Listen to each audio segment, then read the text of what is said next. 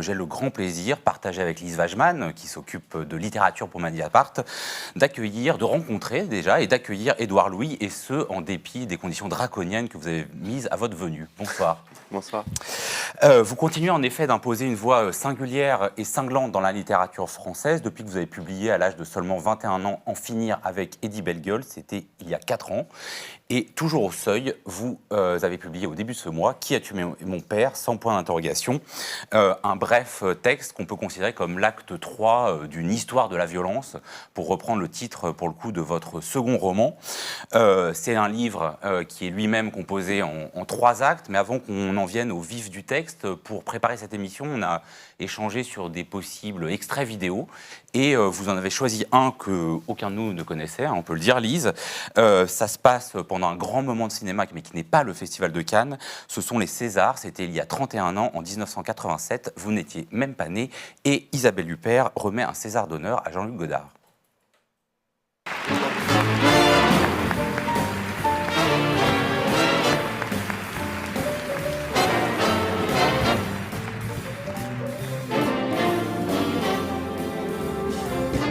Bonsoir.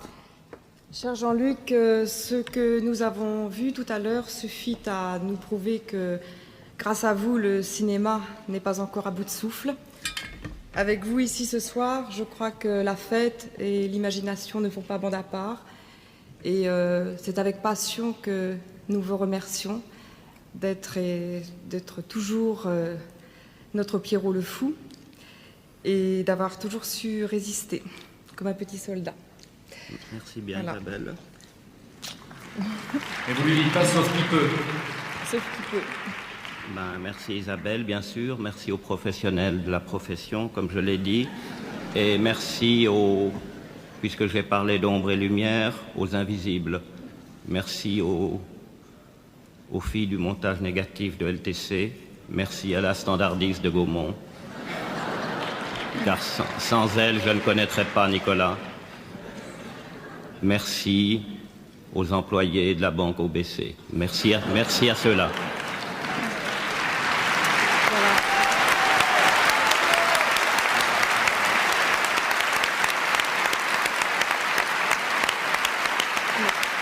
Alors voilà, Édouard Louis, là, avec Jean-Luc Godard au César, on est au sein du temple de la culture, du pouvoir, du glamour.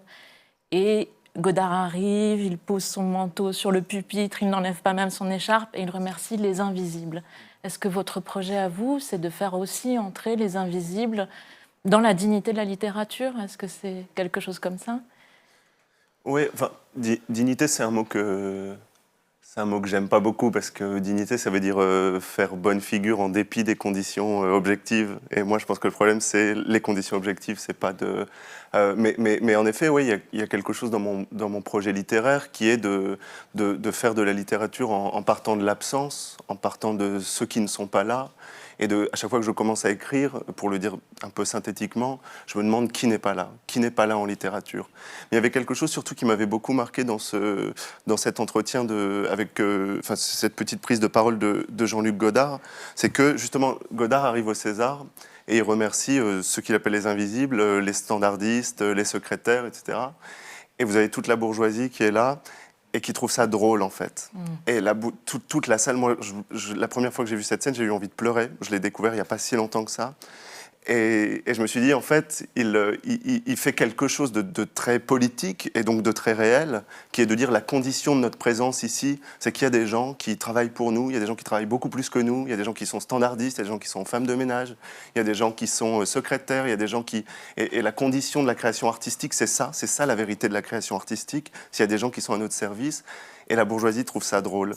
Et donc ça pose la question des conditions de l'énonciation, c'est-à-dire dans notre monde, et je pense que c'est vrai à partir de la littérature, à partir du cinéma, à partir du journalisme, de la prise de parole politique, la question ne peut pas être seulement qu'est-ce qu'il faut dire et qu'est-ce qu'il faut dire, parce que il y a de l'autre côté d'autres gens qui pourront ou pas recevoir ce que vous allez dire. Donc il y a la question aussi de comment le dire, pour empêcher, si vous voulez, la bourgeoisie de se détourner en rigolant, de se dire, voyez, il y a comme une sorte de manière de ne pas se confronter à ce que Godard est en train de dire, en rigolant. Je me souviens très bien, il y a une anecdote comme ça. Un jour, j'étais au musée et il y avait des tableaux, je crois, du XVIIIe siècle. On voyait des femmes de la grande bourgeoisie avec d'immenses robes, avec des voiles et tout ça, des voilettes. Et quelqu'un au musée a dit ah, mais cette époque, c'était quand même une époque bénie, le XVIIIe, le XIXe. Au XIXe siècle, les femmes avaient une telle élégance, le monde était tellement plus beau. Et quelqu'un qui était là au musée a dit oui, mais le XIXe, c'est quand même aussi germinal. Et cette femme, d'un seul coup, a ri justement, et a dit « Ah, mais comme vous êtes taquin, mon cher Jean-Luc ».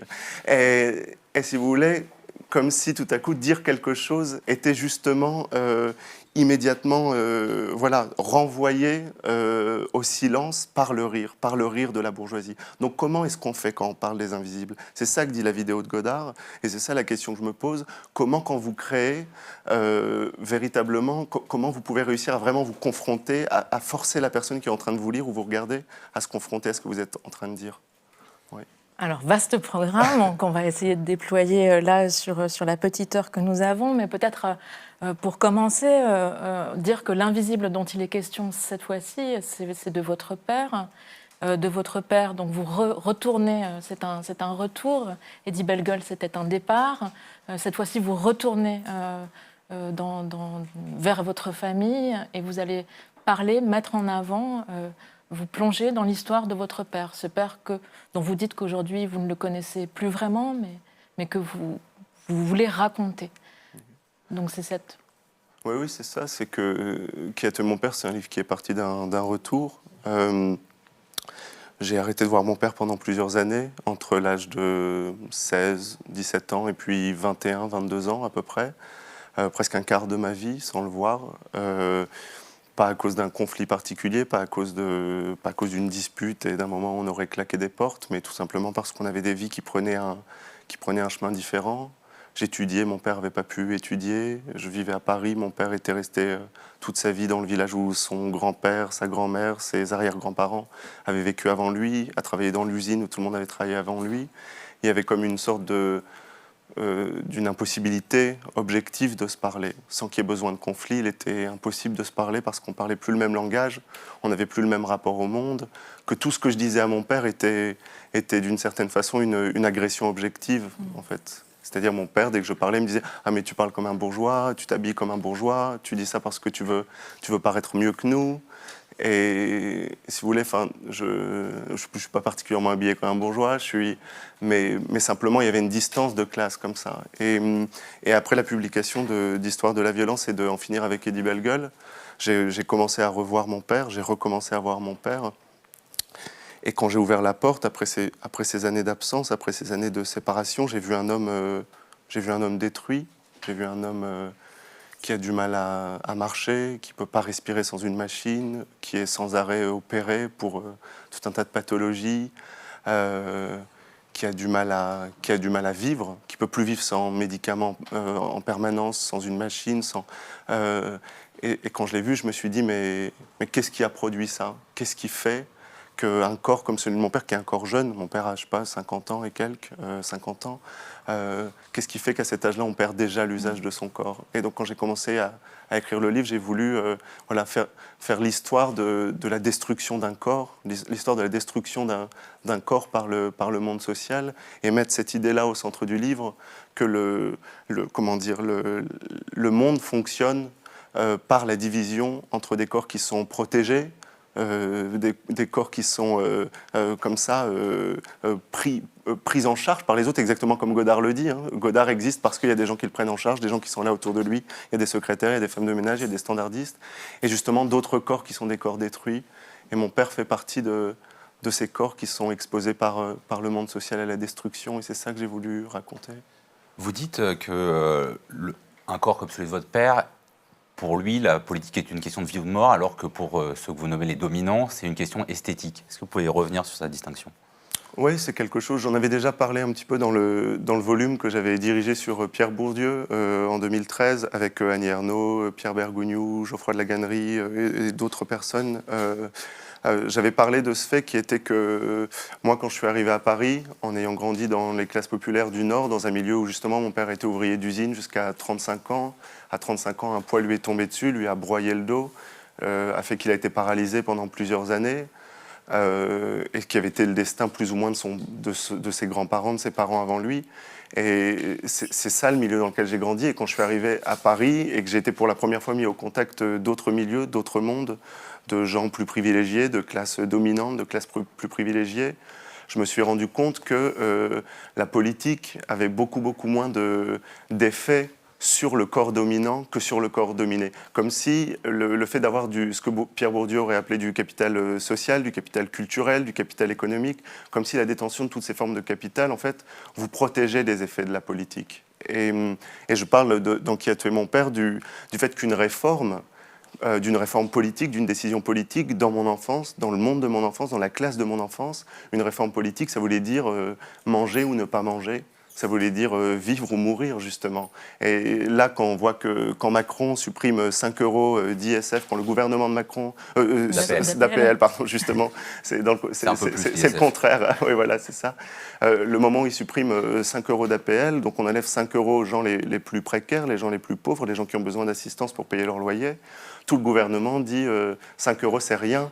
Les gens disent 5 € c'est pas grave. Parce que comme ils appartiennent aux classes dominantes, ils ne se rendent pas compte que 5 € pour un milieu qui est celui dans lequel j'ai grandi, pour les classes populaires, c'est 2 jours de nourriture.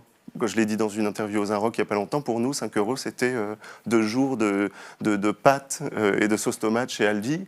Et que dans mon enfance, c'était pas du tout rare qu'un jour ma mère nous dise il n'y a plus à manger ce soir, donc on mange pas ce soir, si vous voulez.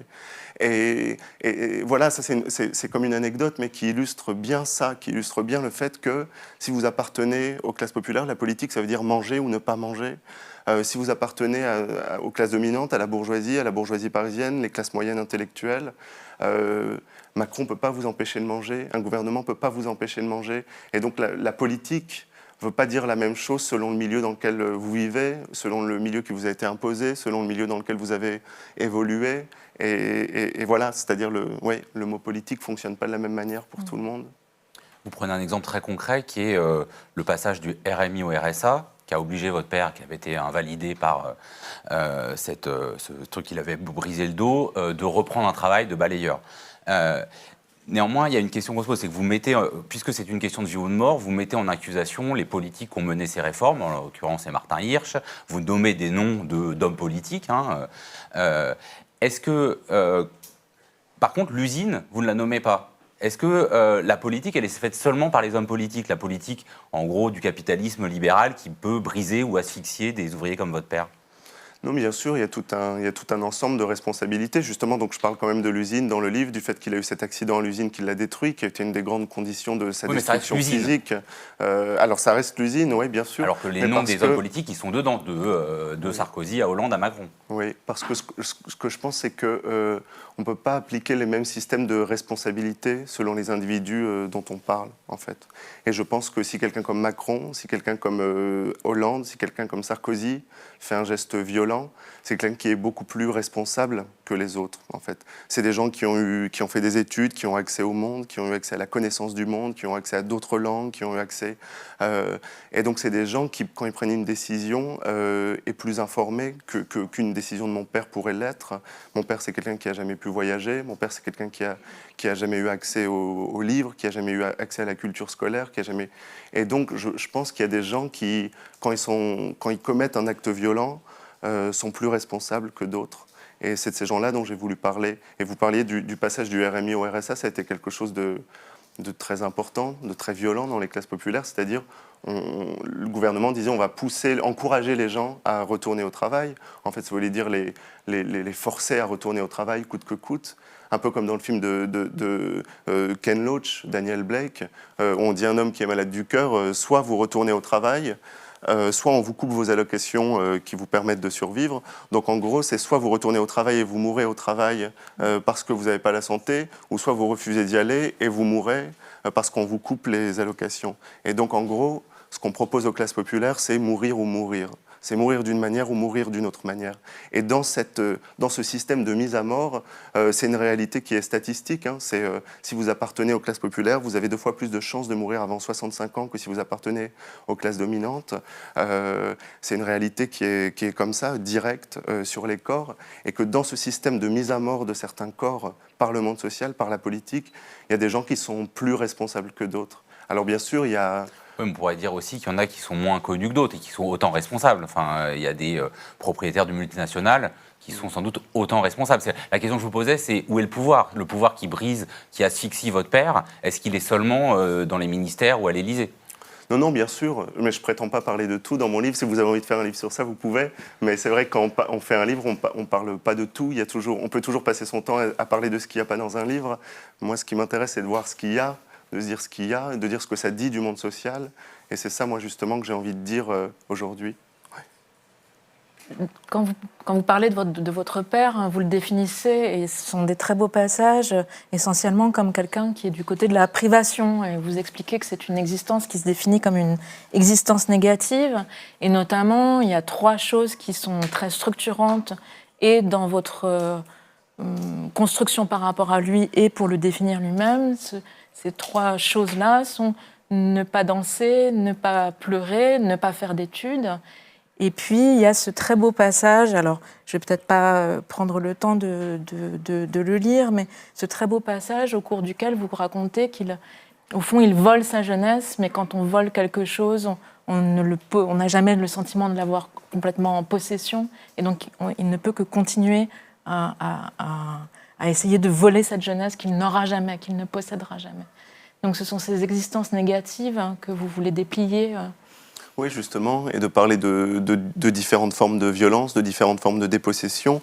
Et une de ces formes dont vous étiez en train de parler juste avant, qui est au cœur de Qui a tué mon père, c'est la question de la masculinité, en fait, qui est vraiment au cœur du livre. Et je montre que la masculinité est un des mécanismes qui a le plus détruit mon père, qui a été le plus central dans la destruction de son corps, en plus des décisions politiques, en plus de l'usine, en plus de tout un tas de choses comme ça. Et justement, par exemple, comment, pour quelqu'un comme mon père, c'est-à-dire un garçon des classes populaires, construire sa masculinité, ça voulait dire refuser le système scolaire, s'opposer au système scolaire le plus frontalement possible, parce que étudier, écouter les profs, aller à l'école, c'était considéré comme un truc féminin, comme un truc de pédé. Et c'est-à-dire, même Bourdieu le dit, Pierre Bourdieu, dans son esquisse pour une auto-analyse, il dit qu'un garçon, déjà, alors que lui était quelqu'un, je sais pas, parfaitement, je sais pas, hétérosexuel, il raconte qu'il était considéré comme quelqu'un d'efféminé parce que quand il étudiait, quand il écoutait à l'école, quand il commençait à s'engager vers les études. Et donc, pour mon père, et quelqu'un comme mon père, puisque j'essaie de parler d'un problème plus général à partir de mon père, construire son identité masculine, ça voulait dire s'auto-exclure du système scolaire et donc se priver d'un autre futur, d'un autre avenir, d'autres possibilités d'avoir un travail mieux payé, moins difficile. Et on voit très bien là comment la question de la masculinité, elle est liée à la question de la classe sociale. Ce que j'essaye aussi de faire, et ce que j'ai essayé de faire aussi avec Histoire de la violence et En finir avec Eddie Bellegueule, c'est aussi de donner de nouvelles images des classes sociales. Et je pense que c'est ça aussi qu'on m'a beaucoup reproché, c'est-à-dire que on ne peut pas parler des classes sociales comme on en parlait dans les années 50. Il y a le mouvement gay qui a émergé, il y a le mouvement féministe qui a émergé, il y a le mouvement antiraciste qui a émergé. Il y a tout un ensemble de mouvements qui font qu'on ne peut pas parler des classes populaires comme on en parlait avant et que justement il faut apprendre à inclure d'autres dimensions comme celle du genre, comme celle de la sexualité, comme celle du racisme. Et j'essaye dans mes livres de montrer tout ça, de montrer comment toutes ces choses fonctionnent ensemble en fait. Et on voit bien de toute façon que toute l'identité de classe, c'est une identité sexuelle en fait, et que la lutte des classes, c'est toujours une lutte du genre, une lutte de être un homme des classes populaires, ça veut dire ne pas être comme la bourgeoisie efféminée, qui mange des petits plats au lieu de la bonne et de la grande bouffe, les hommes qui croisent les jambes, vous voyez, et donc toute la manière de se définir, de définir socialement son corps, c'est une manière qui est genrée en fait. Et ça aussi s'explique par des mécanismes plus grands. Il y une autre idée encore de Pierre Bourdieu. Je ne pensais pas qu'on en parlerait autant aujourd'hui, mais il n'y en a jamais trop. Bourdieu dit on enlève tout aux classes populaires. On enlève l'accès à la culture, on enlève l'accès à l'argent, on enlève l'accès au centre, et la seule chose qu'on leur laisse, et encore à peine, comme je le montre à travers la destruction du corps de mon père dans Qui a tué mon père, la seule chose qu'on leur laisse, c'est leur corps. Et donc il ne faut pas s'étonner si à partir de là, les gens, quelqu'un comme mon père, construit une idéologie de son corps, et donc de la force, et donc de la masculinité. On fait tous ça. On construit tous des idéologies de ce qu'on a. Moi, vous voyez, si j'écris un livre, je suis obligé de me faire croire que la littérature, c'est ce qui est le plus important. Si vous faites du journalisme, vous êtes obligé de vous faire croire que c'est ça qui va changer le monde, que c'est ça qui est déterminant pour la liberté, la démocratie. On construit tous des idéologies de ce qu'on a. Et comme mon père, la seule chose qu'on lui a laissée, et encore, c'est son corps, chaque acte de virilité ou de masculinité de mon père, elle est produite par justement l'exclusion qui précède ça, en fait. Et c'est pour ça que les dominants sont toujours responsables. Et alors, comment ça se fait qu'il passe d'une figure quand même de bourreau dans votre premier livre, En finir avec Eddie Bagel, à une figure plutôt de victime dans celui-là? C'est que vous n'aviez pas pris en compte ça, ou c'est lié plutôt à vos rapports personnels? Non, d'abord, c'est vrai que quand j'ouvre la porte et que je vois le corps de mon père aussi détruit à 50 ans, on ne peut pas s'empêcher de penser les choses, enfin de repenser ce qu'on avait pensé avant. Et je pense que pour moi, une littérature qui en vaut la peine, c'est une littérature qui s'interroge sur elle-même et qui ne répète pas toujours la même chose, qui accepte de se confronter au monde. Mais il y a aussi cette dimension qui est que dans Qui a tué mon père, je parle de formes de violence différentes que dans En finir avec Eddie Bagel. Justement, je ne voulais pas parler toujours de la même chose et que ce n'est pas contradictoire de parler du racisme ou de l'homophobie dans mon enfance et de dire qu'en même temps, les gens qui étaient présents dans mon enfance étaient des gens qui étaient broyés par la politique. Et pour moi, les deux choses ne s'opposent pas. C'est des niveaux de violence qui sont différents, c'est des mécanismes différents. Et donc, c'est deux faces d'une même réalité, oui.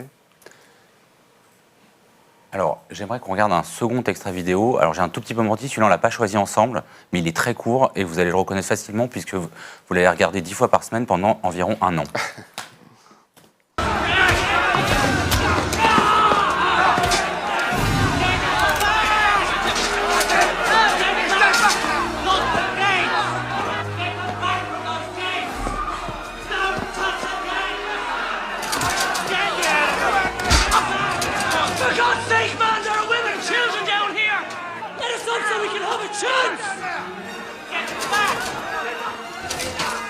Alors pour les rares qui ne l'auraient pas reconnu, c'est un extrait de Titanic, du moment où les passagers de 3e classe sont empêchés d'accéder au canot de sauvetage au moment du naufrage du Titanic. Donc voilà, dans le livre, vous racontez que ça a été un film que vous avez regardé maintes et maintes fois. Ma question c'était, est-ce que Qui a tué mon père, c'est un livre de vengeance? C'est un terme que vous employez. Est-ce qu'il s'agit de venger, en gros, les passagers de 3e classe? Oui, un peu. Il y a cette belle phrase d'Annie Ernaux qui dit « Je veux venger ma race ». Et évidemment, c'est un sentiment qu'on peut pas ne pas partager quand on vient de là. C'est quelque chose qui se rappelle à vous tout le temps, à quel point la bourgeoisie s'en fout, en général, des classes populaires, s'en fout de ce qui se passe, s'en fout de la pauvreté, s'en fout de l'exclusion sociale. Et c'est quelque chose qu'on voit justement aussi dans l'extrait de Godard, où les gens se mettent à rire. Mais justement, pour faire le lien entre cette vidéo et celle d'avant, pour moi, Qui a tué mon père, c'était essayer de trouver une forme littéraire qui permettrait justement de venger ma race, de venger les gens avec qui j'ai grandi. Ce qui veut pas dire justement dans mon enfance c'était formidable, tout le monde était fantastique. Vous voyez, moi aussi j'ai constitué mes livres contre justement une vieille image des classes, une vieille image des classes populaires comme authentiques, les bons vivants, la solidarité ouvrière. Moi, dans mon village, il y a presque 60% des gens qui votent pour l'extrême droite. Donc quand vous dites la solidarité, oui, il y en a, mais c'est de la solidarité entre blancs. Ma mère n'avait pas le droit de travailler parce qu'elle était une femme et que mon père disait qu'une femme ne devait pas travailler. Et pour moi, c'est quelque chose de très différent que de se battre pour des gens, justement, de venger sa race, de venger les gens avec qui on a grandi et de dire ces gens-là sont formidables, c'est bien, c'est mieux que la bourgeoisie, qui était tout un discours en fait des partis communistes des années 50, qui a aussi beaucoup influencé beaucoup d'auteurs en littérature, Jean Genet, Pasolini, où il y avait cette image du pauvre comme authentique, comme contrairement à la bourgeoisie, qui est hypocrite. Moi, ça me semble être un problème de parler de ça, parce que justement, ça veut dire ne parler que des blancs, ne jamais parler des femmes, ne jamais parler des trans, ne jamais parler des gays. La réalité est beaucoup plus complexe que ça. Et en plus, ça me semble être une sorte de piège de l'idéologie capitaliste et méritocratique, parce que ça veut dire il faut montrer que les gens sont bons pour se battre pour eux, en fait. Il faut montrer que les gens le méritent pour se battre pour eux. Moi, je m'en fiche que quelqu'un soit gentil ou pas. J'ai envie d'écrire et j'ai envie de me battre contre des conditions objectives de pauvreté, des conditions objectives de domination et d'exclusion. Je me demande pas si la personne le mérite, si la personne est bonne ou pas, vous voyez. Et donc ça, c'est quand même quelque chose qui permet de réinterroger le rapport à l'idée de la vengeance, à l'idée d'inclure les invisibles. Ça veut dire inclure le plus de réalité possible, le plus de complexité possible, et sortir de cette idée, de cette idée-là. Mais votre idée de la vengeance dans le texte, elle est un peu plus compliquée que ça, parce que vous distinguez dans le trajet du texte des mauvaises vengeances, de bonnes vengeances. Il y a ce moment où votre père, très en colère contre le chauffeur de bus qui vous a tapé parce que vous avez pris la défense de votre petit cousin, va donc lui-même frapper le chauffeur de bus, et en fait vous le payez vous, donc vous trouvez que c'est une mauvaise vengeance. Vous évoquez votre propre tentative de vengeance enfant que vous exposez, donc qui va se retourner contre votre père, et ça aussi c'est une mauvaise vengeance, mais vous allez terminer sur un désir de vengeance qui s'adresse aux politiques. Donc, vous faites bien des distinctions entre ces différents types de vengeance. Est-ce que vous pourriez les formaliser? Qu'est-ce que c'est une bonne vengeance? Qu'est-ce que c'est une mauvaise vengeance? Oui, c'est comme toute réalité de toute façon. Il y a la vengeance, la lutte, le combat. Il y en a toujours des mauvaises manières de combattre. Il y a des bonnes manières de combattre. Il y a des bonnes manières de se venger. Il y a des mauvaises manières de se venger. Il y a des bonnes manières de lutter. Il y a des mauvaises manières de lutter. Vous savez, quand on parle justement de violence sociale, les gens vous demandent beaucoup alors comment on fait pour résoudre les conflits, par exemple. Moi, je crois pas qu'il faut résoudre les conflits. Je pense qu'il faut créer des conflits. Simplement, il faut créer les bons conflits, et que justement, le conflit, c'est pas ce que voudrait la droite, c'est-à-dire les blancs contre les arabes ou les blancs contre les noirs. Le bon conflit, c'est les dominés contre les dominants. Et donc, pour la vengeance, c'est un peu la même chose. Il y a beaucoup de manières de se venger. Il y a et ça dépend de qui on se venge, en fait. Et donc j'essaie de parler de tout ça dans Qui a tué mon père. Moi, je pense que se venger des dominants, c'est bien, mais qu'il y a une situation d'oppression dans les classes dominées, où les classes dominées finissent par penser que les dominés doivent se venger des dominés. Et c'est ce qui se passe quand, dans mon village, les gens votent pour le Front National. Et je parle justement aussi d'un moment de mon enfance où je suis dans le bus au collège, et j'ai un cousin handicapé qui fait du bruit dans le bus, qui chante parce qu'il avait un handicap mental. Il se rendait pas compte de ce qu'il faisait. Il se mettait à crier dans le bus. Et tout à coup, le chauffeur va vers lui et l'attrape pour le frapper. Moi, je lui ai dit d'arrêter. Et donc, le chauffeur m'a giflé moi à la place de mon cousin. Et le lendemain, mon père est venu dans le bus. Et il a voulu taper le chauffeur parce que le chauffeur m'avait tapé. Et je raconte que cette vengeance de mon père pour me protéger, en fait, m'a mis dans une situation où pendant des mois, tout le monde me disait « Ah, tu as besoin de ton père pour te défendre ». Et du coup, je me suis fait taper 2 fois plus à l'école. Et donc, oui, il y a des manières de se venger qui sont des manières de voler la parole de l'autre, de voler la liberté de l'autre, de voler l'agency de l'autre en essayant de régler le conflit à sa place, alors qu'on ne veut pas. Et c'est quelque chose que j'avais justement plutôt exploré dans Histoire de la violence, où qu'est-ce qui se passe après avoir vécu une violence sexuelle dont vous témoignez, pour laquelle vous allez porter plainte, la police vous dit il faut régler ça par de la répression. On va vous venger, en fait. On va mettre quelqu'un 15 ans en prison. Et si vous dites, je pense que la répression, c'est pas une manière de régler les conflits, la police s'en fiche, le système pénal s'en fiche, le système étatique s'en fiche. Il y a des manières de vous venger qui sont des manières qui sont prescrites par le droit et par la loi, et peu importe si ça vous détruit, en fait. Et donc il y a toutes ces manières-là de se venger qui forment une constellation de choses qui n'ont rien à voir les unes avec les autres. Est-ce que cette idée de se venger, avec cette idée de se venger, vous surestimez pas le pouvoir de l'écrivain? Je voudrais citer 2 phrases. Vous dites « Je veux faire entrer leurs noms, ceux de Nicolas Sarkozy, François Hollande, Myriam El Khomri, Manuel Valls, Emmanuel Macron, dans l'histoire. » Et vous ajoutez ceux que vous désignez comme des meurtriers, puisque la politique est question de vie ou de mort. « Je veux qu'ils soient connus maintenant et pour toujours, partout, au Laos, en Sibérie et en Chine, au Congo, en Amérique. » Est-ce que c'est pas un peu ambitieux, même si je sais que vous êtes traduit dans une trentaine de langues? Toujours avoir beaucoup d'ambition pour réaliser un peu de choses. Et non, je pense que... Non, alors je vais dire autrement, parce qu'au fond, là, tout à l'heure, vous citiez l'exemple toujours très frappant du fait qu'un ouvrier a une espérance de vie de 10 ou 15 ans de moins qu'un cadre. Vous citiez des exemples de Pierre Bourdieu, c'est-à-dire que vous reprenez des éléments qui sont connus de la sociologie. Donc en gros, est-ce que c'est la manière dont vous les dites qui peut permettre une résonance plus grande, ou est-ce que c'est simplement que vous allez vendre beaucoup plus d'exemplaires qu'un livre de sociologie? Non, évidemment, je ne pense pas comme ça. Je pense que personne pense comme ça. La question, c'est de...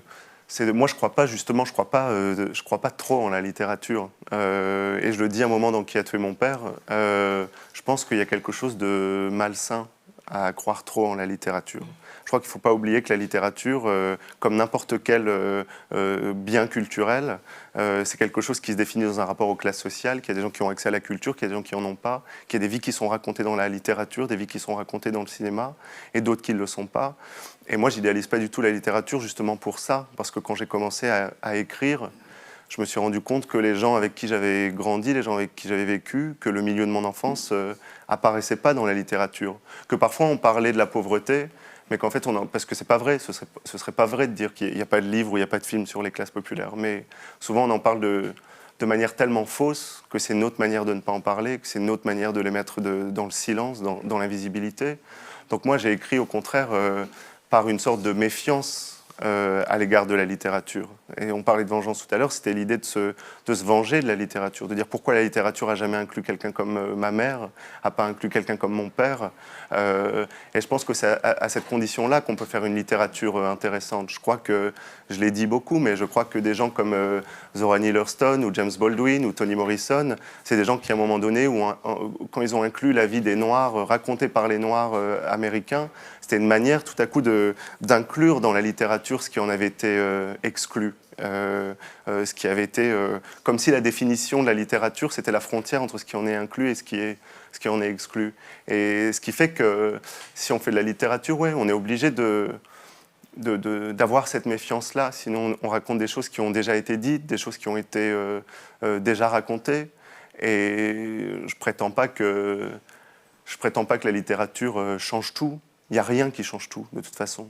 Chaque fois qu'on a voulu tout changer, on a un peu échoué, mais dans des domaines singuliers, dans des luttes singulières, à travers la lutte contre le racisme, à travers le mouvement gay et lesbien, à travers la littérature, on a changé des choses petit à petit. Et donc, ouais, il faut... Alors comment, du coup, vous définissez ça? C'est de la littérature, c'est de la sociologie, c'est autre chose? C'est la première fois que vous publiez un livre au seuil, il n'y a pas le mot roman? Oui.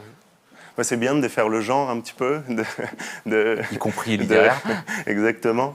Et d'essayer d'aller au-delà de ces catégories-là. Moi, c'est quelque chose qui m'intéresse. Quand j'écris, je peux lire autant Marguerite Duras que Michel Foucault, et je ne fais pas vraiment la distinction à l'intérieur de ma tête, mais j'ai beaucoup parlé au moment de la publication de ce livre, enfin beaucoup, j'en ai pas tant parlé que ça, mais de ce que voudrait dire passer d'une littérature engagée à une littérature de la confrontation. Et parce que c'est vrai qu'on entend souvent parler de la littérature engagée, qui est un terme qui a été beaucoup pensé par Jean-Paul Sartre dans les années 50, Aujourd'hui, la société a changé, la société a évolué. Je crois qu'on ne peut plus penser les choses de la même manière. Il n'y a plus de livres qui sont censurés en France, quasiment. Il n'y a plus de livres qui sont brûlés, il n'y a plus de livres qui sont interdits. Et donc, ce qui fait qu'on a à peu près le droit de tout dire.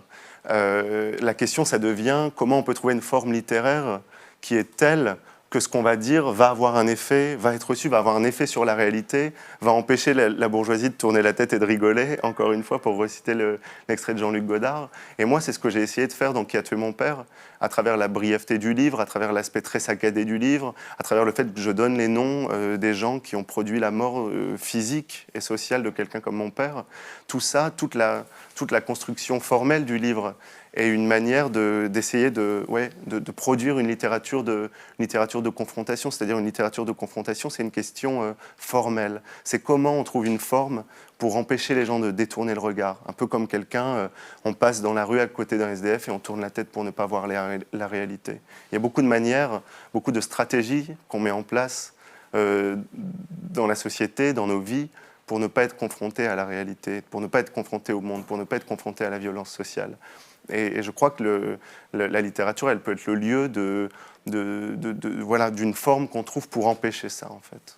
Oui. Mais alors, par exemple, par rapport au Retour à Reims de Didier Ribon, qui paraît dans une collection qui est une collection d'essais. Qu'est-ce que vous feriez, puisqu'on parle de forme, et en effet, enfin, ça a une efficacité, les formes. Comment vous définiriez formellement la différence entre le fait que ça paraît dans une collection destinée à la littérature, ça se présente comme de la littérature, et le fait que le texte de Didier Ribon, qui raconte son retour dans sa famille, et une lecture comme ça politique de ce qu'il y vit, ça paraît en revanche sous forme d'essai, ça se présente comme un essai. C'est quoi la différence formellement pour vous ? Oui, il y a quand même une manière de décrire, une manière de thématiser qui est différente, qui est beaucoup plus théorique chez Didier Ribon et qui est beaucoup plus, je ne sais pas comment on pourrait dire, littéraire ou romanesque. Justement, Didier Ribon cite souvent Pierre Bourdieu qui disait il faudrait être Jean Genet pour dire que, il faudrait être Claude Simon pour dire que, il faudrait être Thomas Bernhardt, il faudrait être Marguerite Duras pour dire que, parce que Pierre Bourdieu sentait à un moment donné que les formes de l'écriture théorique et les formes de l'écriture académique lui empêchaient des choses qu'il aurait voulu dire. Et c'est vrai que j'ai été, du coup, moi, poussé un peu par Pierre Bourdieu, par Didier Ribon, vers la littérature, parce que je sentais qu'il y avait des expériences que j'avais envie de raconter, des expériences que j'avais envie de dire, qu'il aurait été beaucoup plus difficile de raconter dans un livre purement théorique. Mais après, c'est vrai, ce qui est intéressant aussi, c'est d'essayer de dépasser ces gens-là, de dépasser ces frontières-là. En fait, la frontière entre la théorie et la littérature, ce n'est pas une frontière qui est évidente. Elle est en fait même assez récente dans l'histoire. C'est un champ comme ça qui s'est constitué petit à petit. On a dessiné les frontières de plus en plus. Mais quand vous voyez Rousseau, quand vous voyez Montaigne, quand vous voyez plus tard Beauvoir, Sartre, jusqu'à il n'y a pas très longtemps, c'est des gens qui étaient toujours sur des formes qui étaient au-delà de ces divisions de genre. Et je pense qu'on peut aussi casser cette construction qui a été faite et tout simplement se poser la question de qu'est-ce qu'on dit. C'est vrai, moi je ne me réveille pas le matin en me disant est-ce que je vais faire de la sociologie ou de la littérature. J'essaye de dire quelque chose et puis je vois si ça marche. De fait, vous citez à la fin de votre texte, vous renvoyez à des textes qui sont eux-mêmes qui travaillent cette articulation entre l'écriture et le document, la poétesse Claudia Rankine et d'autres. C'est vraiment pour le plaisir, parce que vous en avez déjà parlé, mais je voudrais qu'on écoute un extrait de James Baldwin. Il était interviewé en mai 1963 par Kenneth B. Clark. And there are days, this is one of them, when you wonder what your role is in this country and what your future is in it. How precisely you're going to reconcile yourself to your situation here, and how you're going to communicate to the vast, heedless, unthinking, cruel white majority that you are here. And to be here means that you can't be anywhere else. I'm terrified at the moral apathy, the death of the heart, which is happening in my country. These people have deluded themselves for so long that they really don't think I'm human. I base this on their conduct, not on what they say. And this means that they have become, in themselves, moral monsters. Well, Jim, I can That's see... a terrible indictment. Yes. But I mean every word I say. Voilà, c'est à la fois, enfin Baldwin à la fois avec cette grâce, quoi, et en même temps cette violence, et qui incarne peut-être quelque chose qui constitue un repère, enfin que vous avez déjà souvent cité, donc cette conjonction des luttes minoritaires au fond. Et James Baldwin, ici en 1963, écrivain noir, gay, et qui veut porter la parole et qui promet le feu si on ne l'entend pas. Est-ce que c'est à ce type d'efficacité littéraire-là que vous pensez? Oui, je pensais à Baldwin quand, à un moment justement dans le livre, je parle de l'urgence du feu. Justement, c'était une référence à James Baldwin, et de dire que quand j'écris, je veux répondre avant à l'exigence du feu plutôt qu'à l'exigence de la littérature. Il y a quelque chose de très puissant chez Baldwin, qui est et chez d'autres que je cite à la fin de Qui a tué mon père, parce que pour moi, écrire, c'est écrire collectivement, c'est un acte collectif, donc c'est important de parler des livres qui ont été importants pour moi au moment où j'ai écrit.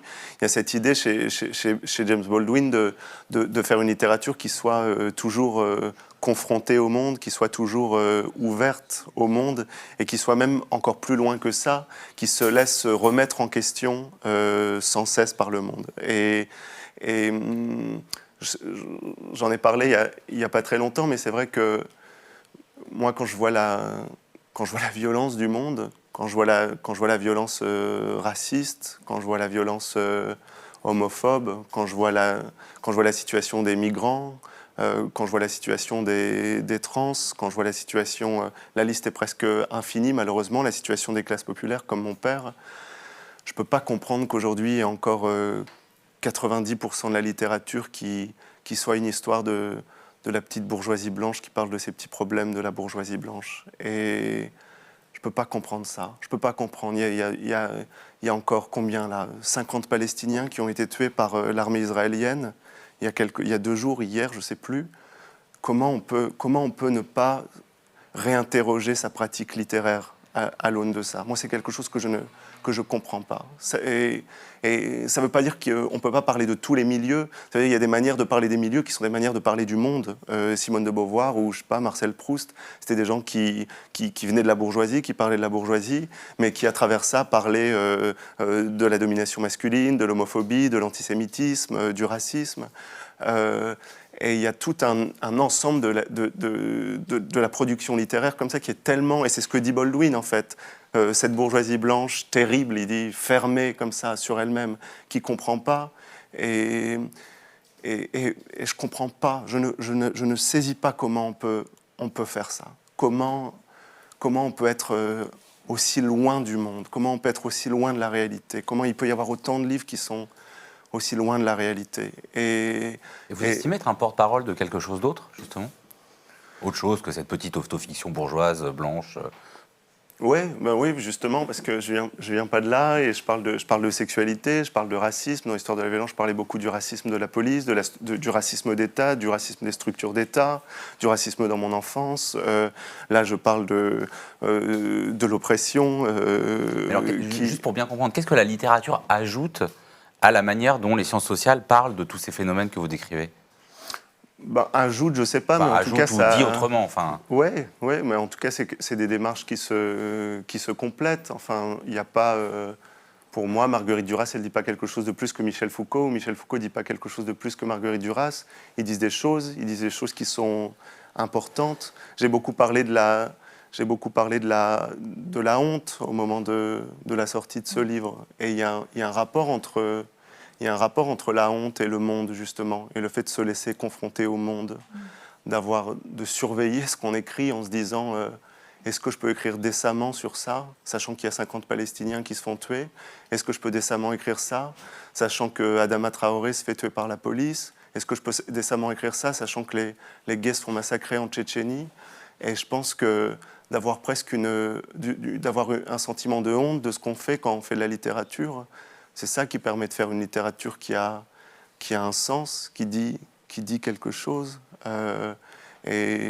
Et d'autres le diront autrement. Je crois, justement, pour répondre mieux à votre question, je ne crois pas du tout. Souvent, il y a des gens qui établissent comme ça des hiérarchies.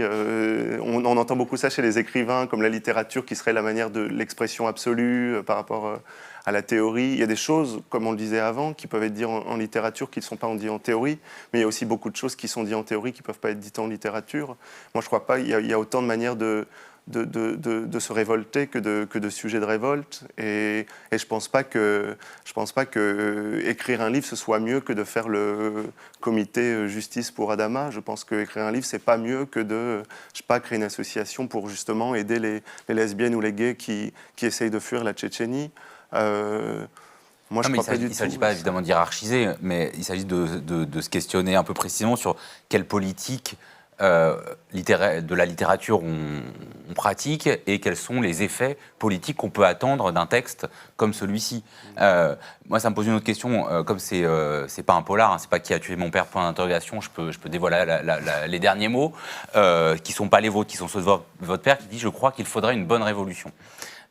Et pourtant, tout ce que vous dites de la manière dont le corps de votre père a été brisé, asphyxié par des politiques publiques, des fois infimes, c'est-à-dire vraiment la politique institutionnelle. C'est des petites mesures, enfin ce qu'on pense être des petites mesures comme la suppression de 5 € des APL, c'est la transformation d'un revenu minimum d'insertion en revenu social d'activité, qui veut dire qu'on va devoir plus reprendre des activités.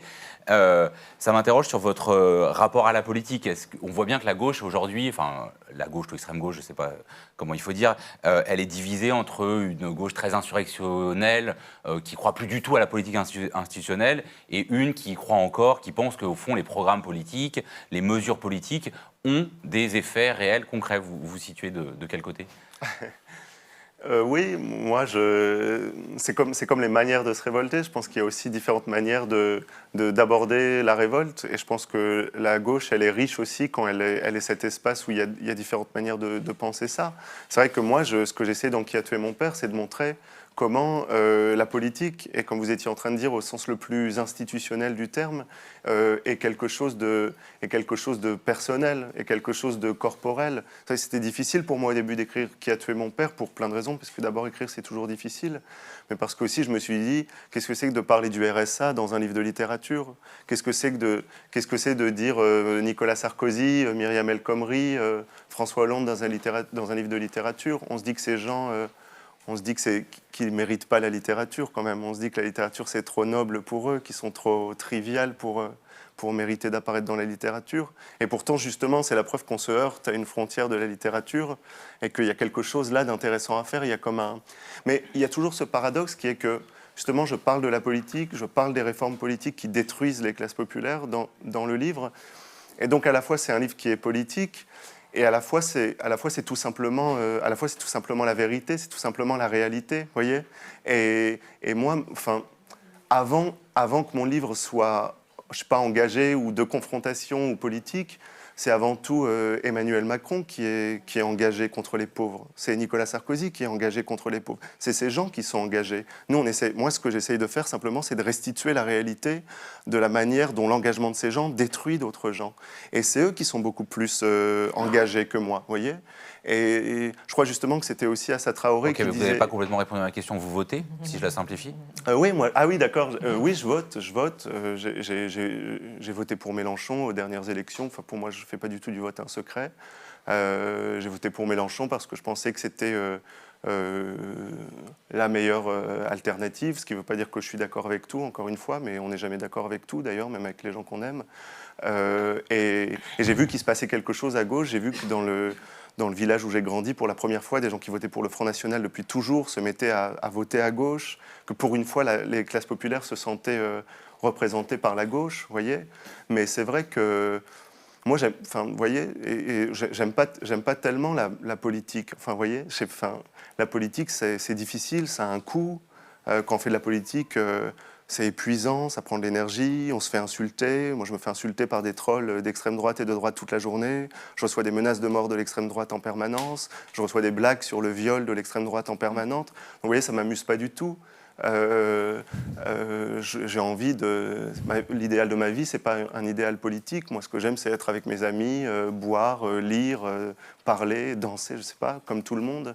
Et simplement, c'est la politique qui m'agresse. C'est la politique qui agresse des gens comme mon père. Donc c'est avant tout la politique qui est engagée. Je crois que justement, c'était aussi Assa Traoré qui disait ça, qui disait, moi, la politique, c'est pas moi qui suis politique, c'est eux qui sont politiques contre moi. Et c'est une des contradictions au cœur de qui a tué mon père. En fait, je pense que c'est une contradiction au cœur de tout mouvement politique. C'est que presque l'idéal de tout mouvement politique, ce serait la fin de la politique. En fait. Et en fait, ceux qui sont fous de politique, c'est El Khomri, c'est Macron, c'est eux qui sont dans une sorte d'agression et d'espèce d'hystérisation du rapport au monde et d'agression de l'autre.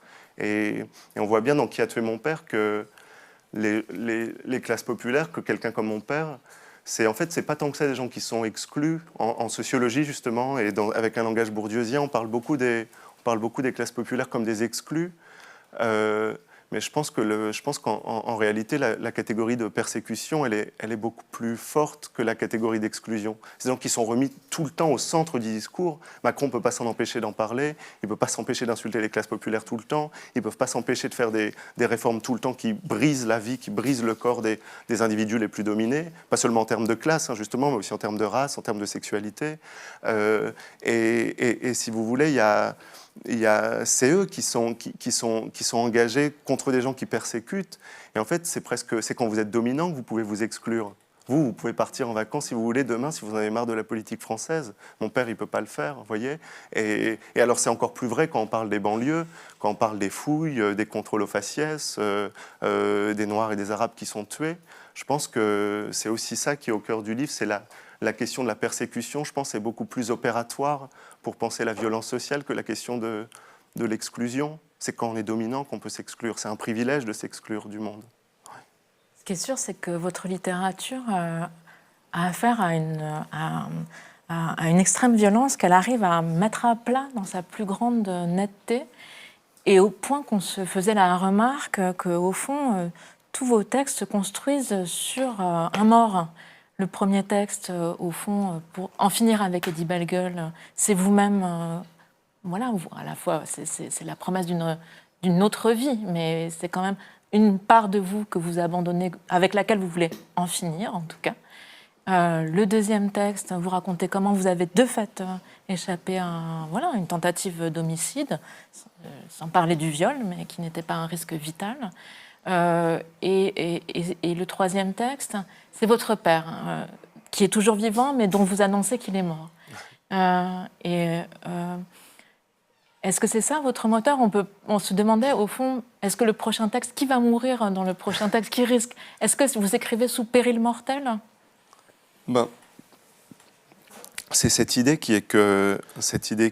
dont on a parlé juste avant, qui est que pour moi la politique, c'est pas pour moi, je pense que c'est la réalité, c'est que la politique c'est une question de vie ou de mort, et que c'est vrai que quand on appartient au champ culturel, quand on appartient à la littérature, quand on appartient au champ médiatique, on a des privilèges de facto de par notre position au monde qui font qu'on oublie ça, qu'on finit par avoir une sorte d'oubli de ce que la politique veut dire, et d'oubli du fait que pour certaines personnes, justement, la politique, ça veut dire mourir, ça veut dire ne pas être soutenu, ne pas être protégé par le monde social. Alors quand vous appliquez ça à des pays comme les États-Unis, où il n'y a vraiment aucun système de protection sociale, ça radicalise encore plus les choses. Et je crois que, oui, la vérité de notre société, c'est la frontière entre des gens que la société tue et des gens que la société protège. Et c'est bizarre parce qu'on paraît toujours trop radical ou un peu fou de dire ça, comme si ce qui était fou c'était de le dire, et comme si ce qui était fou c'était pas de produire la mort des gens. Vous voyez,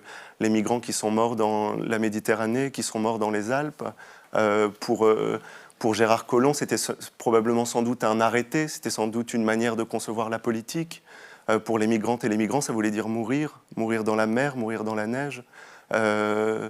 Et donc, vous voyez... C'est parce qu'on arrive à la fin de l'entretien. Une dernière question, parce que vous nous avez donné beaucoup de raisons de voir les choses en noir, et à la fin de l'entretien que vous avez donné au Monde là récemment, vous dites, je pense qu'on est quand même à un moment de basculement, voire de retournement Est-ce que vous pouvez expliciter? Oui, c'est vrai que ce qui m'agace un peu souvent, c'est qu'on entend beaucoup dans les médias ce qui se passait avant, Duras, Beauvoir, Sartre, les mouvements politiques, mai 68, comme si on vivait sur une forme de deuil comme ça. Moi, je crois qu'au contraire, il y a énormément de choses qui sont en train de se passer, que ce soit dans la création artistique, avec les gens dont je parle dans le livre, Claudia Rankine, Tash Ho, Ocean Vuong, Xavier Dolan, plein de gens comme ça qui créent, en politique, avec des gens comme le Black Lives Matter mouvement aux États-Unis, Assa Traoré en France. Il y a beaucoup de choses qui sont en train de se réinventer, et je pense que c'est important de voir ça. Et vous parliez de voir les choses comme ça de manière négative, mais c'est parce que je crois aussi que, paradoxalement, plus on parle de la violence du monde et plus on défait la violence du monde. Tous les grands mouvements politiques du XXe siècle, c'est des mouvements qui ont dit, le mouvement féministe, le mouvement antiraciste, le mouvement marxiste, c'est des mouvements qui ont dit, en tant que femme, en tant qu'individu des classes populaires, en tant que noir, vous êtes victime de violence, vous êtes oppressé, vous êtes aliéné.